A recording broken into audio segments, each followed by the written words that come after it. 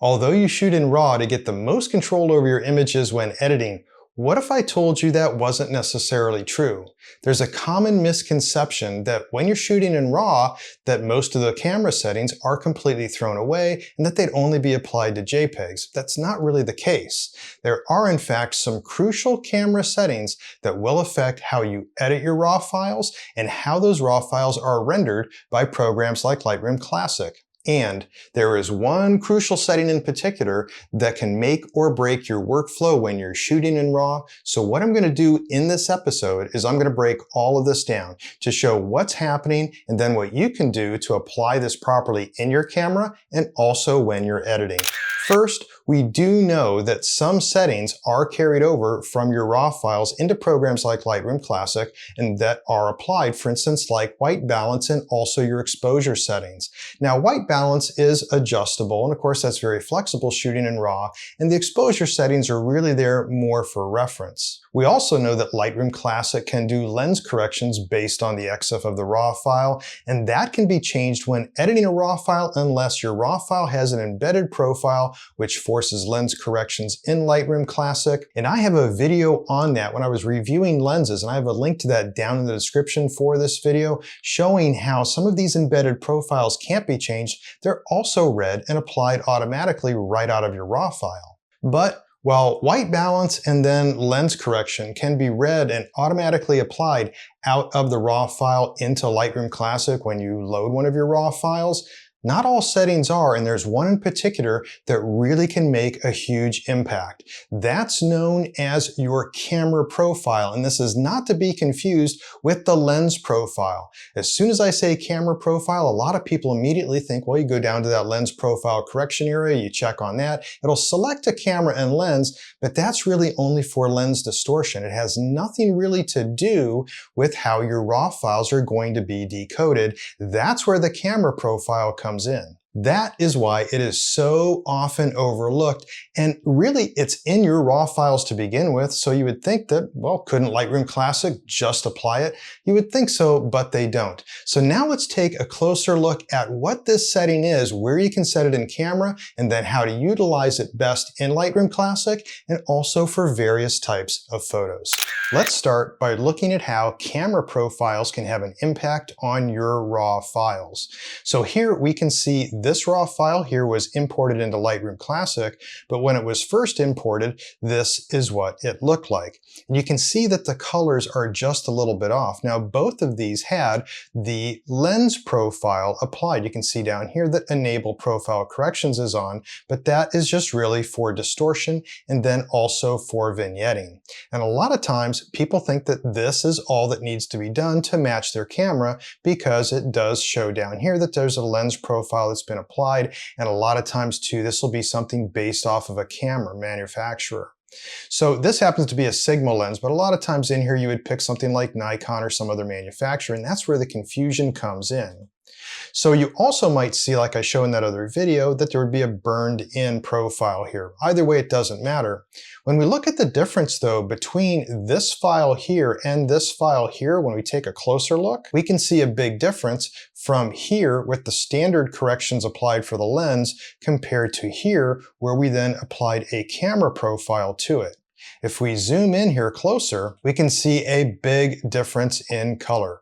We can see that here on the left, this is what we had when it was first imported into Lightroom Classic and also with the lens profile applied to it. And then here is on the right after doing the exact same thing, but then applying a camera profile to it. And where this gets applied when you're working in Lightroom Classic is usually not seen or used, and that's up here where you would select some type of profile.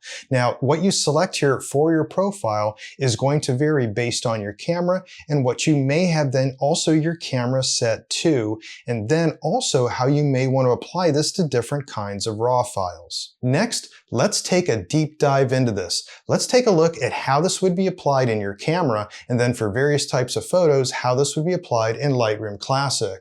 Before getting to that though, I just wanted to take a quick break and mention that if you did want to learn more about real estate photography, I'd invite you to take a look at my courses courses on real estate photography. I have courses that cover professional interiors, expert editing, exterior photography, videography, business and marketing. And I've also written a series of books on real estate photography as well. And I have links to all of that down in the description for this video.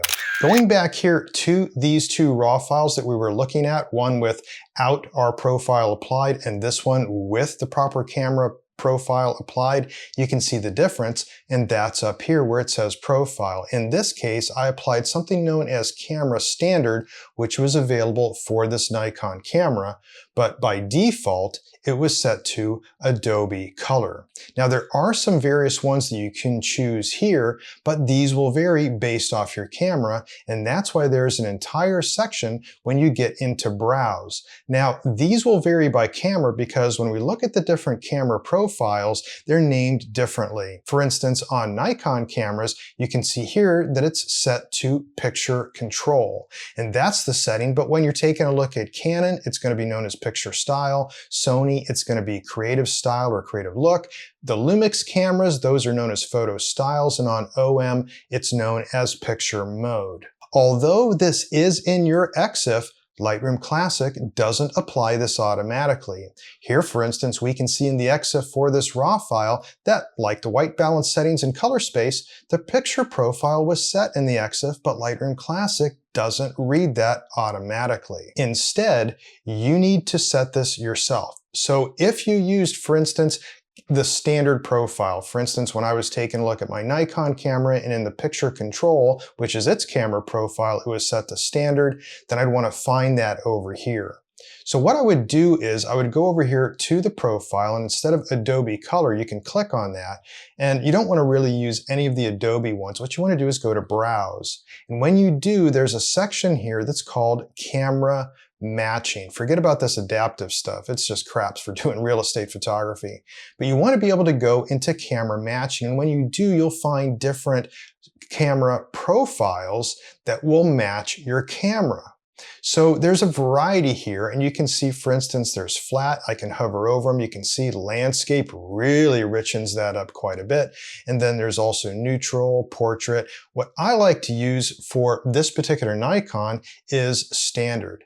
Now you could, for exteriors, use something else. You don't have to use standard. You could use, for instance, landscape, which you can see is a lot richer. So for instance, if you wanted to shoot something with standard, that's what this would look like. If you really wanted to pump it up, this is what it would look like then with landscape applied to it. Two completely different profiles, two different results, but when we take a look back at the default, either one is much better than what we're seeing from the Adobe Color profile, which is set by default.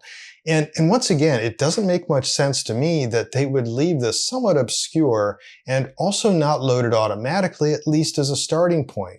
They already know from the EXIF what was used, and they also know when you're browsing your camera matching profiles what's available. They should know that if I set it to standard, load my standard profile. If I set it to landscape, load my landscape one. But unfortunately, Adobe doesn't do that, and they just set it to Adobe Color. And this isn't just about these colors, it also has to do with exposure, and that's going to affect, especially when we get inside and take a look at what we're trying to do to measure our exposure using the histogram. If we take a look at the histogram up here, keep your eye on this as we change between photos.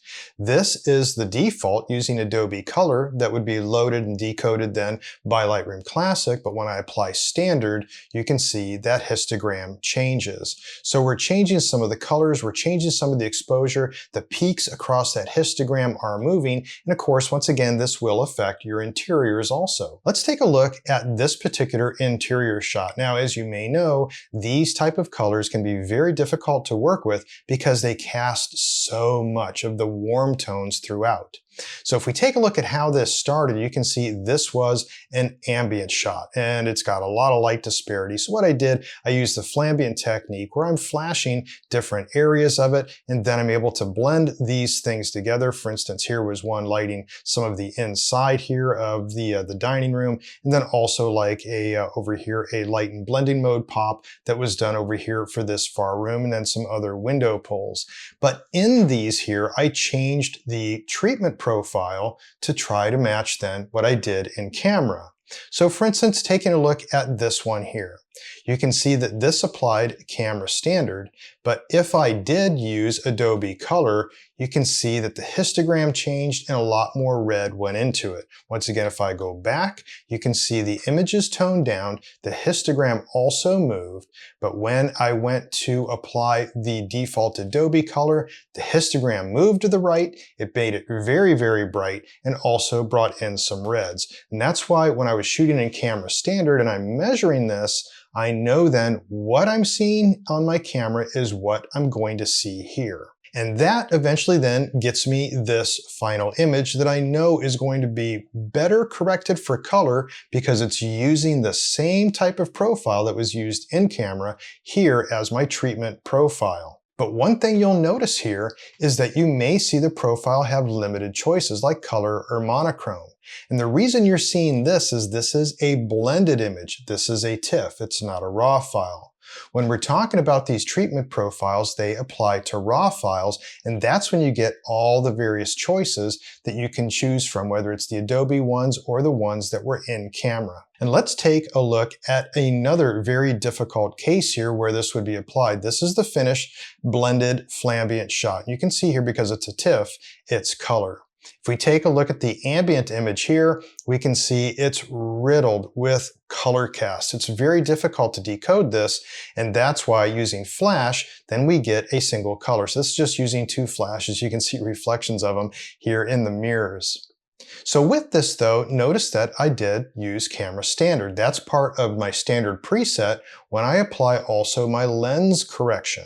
So when I apply the lens correction, this is something that I also apply. I apply the treatment profile. If I didn't and I went to Adobe Color here, look at all that red. It's immense in red, way too red. So taking it back to camera standard, the color almost completely changes. So it wasn't just the exposure. We can see that by using default, it completely ruined the photo, adding way too many reds. And look at that peak over here too. When we go back to camera standard, we can see that it's toned down immensely. Now, when you're also on the inside, it may be tempting to use something else besides camera standard, your standard profile. You might think that, well, using something flat or neutral would be better. And that's a misconception that carries over from doing video, where when you're getting a video, if you have something that's more in a log type of format where a lot of contrast hasn't been applied to it, that might help. But in this case, it really doesn't. Let's take a look at the raw file of the flash shot here. So this is the flash shot before the flambient blending, which is here. So with the flash shot here, let's take a look at the different types. So I'm going to go over to Browse, and then over here, I'm going to see I've got standard applied. If I used neutral, you can see it's pretty flat. And then if I used flat, it's even flatter. So these are pretty dull. Now, the thing is, when you apply a treatment profile like standard, it added some contrast to it. It typically would. But when we go back over to our sliders, you can see none of the sliders have been moved. So if I used flat or if I used neutral, I'd have to move these sliders myself. Now, I could say, and there could be an argument that, well, it gives you full control. But quite honestly, especially in the time that we have to edit these photos for real estate, it's good to have a very good starting point. And that's the key to this treatment profile. When we're editing real estate photos, time is of the essence. If I have some contrast that's already added in my photos, that's all the better. It's a great starting point before I apply then my final settings like I did over here. This one, by the way, started with this ambient shot here, and even if I did some auto white balance on it, I'm still not going to get something all that great. So that's why also then I did, you can see flash shots down here, and this happened to be then the flash shot that I liked, where I've got a flash in the far room, flash near the camera, and I walked up the stairs and flashed here. Once I did the flambient blending on that, then of course I had this finished image. But when we go back to our flash shot and we take a look at what it would look like with different profiles applied to it, well, this is camera standard, but this would be flat. This would be neutral. This, though, is what I liked. You can see a big difference in contrast to get me started. This already is punchier, but the thing here and the key is, this is what I saw when I was shooting the image. This isn't what I saw, neither was this. So I'm exposing for this and also setting everything in camera to match what I'm seeing so that when I'm in Lightroom Classic and I apply that same matching profile, I've got something good to start with that I already judged on site, and that when I finally did my final blending then, I've got something that definitely works very well. This is also critical, by the way, if you're going to be outsourcing your photos. Your editor may not know the type of profile that you're using. So it's good to communicate with them what camera you were using, but also what you were using for your in-camera profile so that they can also match that when they're doing their editing in Lightroom Classic.